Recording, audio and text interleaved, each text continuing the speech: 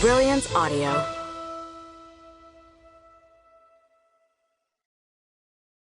The Fashion Orphans by Randy Susan Meyers and M.J. Rose.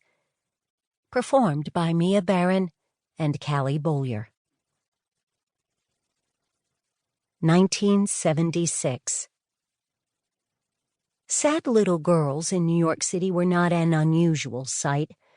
Put those girls alone on a subway platform, however, and people paid attention. Strangers approached Gabrielle and Lulu when they traveled, asking questions in concerned voices. "Are you lost? Do you need help?" Kindly police officers often knelt before them with sympathetic eyes and asked about their mother's whereabouts. On the weekends, fewer people crowded the subway platform, giving the sisters far more breathing room as they waited for the train to Grand Central. Only one man paid much attention that Saturday. He stared at them with the sort of interest of which Gabrielle had learned to be wary. Thankfully, Grandpa had recently taught her how to scream her lungs out in dangerous situations. With luck, the girls would arrive at their grandparents' house in Poughkeepsie by noon. Then, finally, thankfully, Gabrielle would be off older sister duty until their return trip on Sunday evening. Gabrielle was 12 and Lulu 5. Though the girls appeared much younger, both possessed the wary antenna of experienced subway riders. Gabrielle, being older, 100% took charge, and her rules were law.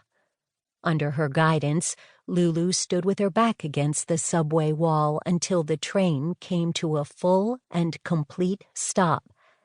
They needed to hold hands, whether the thermometer read 95 degrees and they longed to unlock their sweaty palms, or a deep February freeze iced the city and their hands, mittened or not, screamed to be jammed into pockets.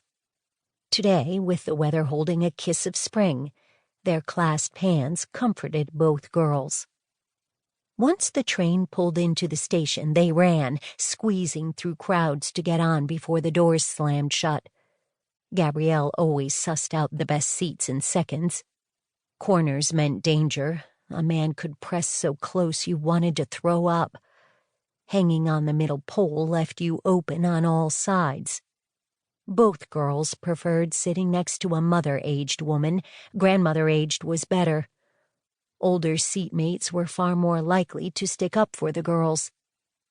Flashers lurked everywhere. Even at 5, Lulu understood the menace, keeping her eyes focused on people only at neck level and above. Once settled in the safest seats, Lulu studied her sister with a grave expression. "Who took you on the train when you were little?" Answering Lulu's question required finesse. Before her sister's birth, Gabrielle rode only in town cars and always in the company of her mother. Gabrielle's handsome, rich father had provided every possible protection, but he died when she was 5. The next father, Lulu's dad, was perfectly okay, but their mother didn't care much for him. At least that's how Grandma had explained it. He'd moved out when Lulu was 3. "I only remember one thing from when I was little," Gabrielle fibbed. "What?" Lulu wiggled closer on the 2-person seat. "You weren't born yet, and being without you was really lonely."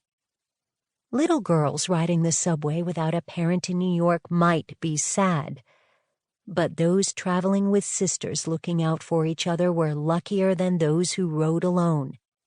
Even at 12 and 5, Gabrielle and Lulu knew that particular truth.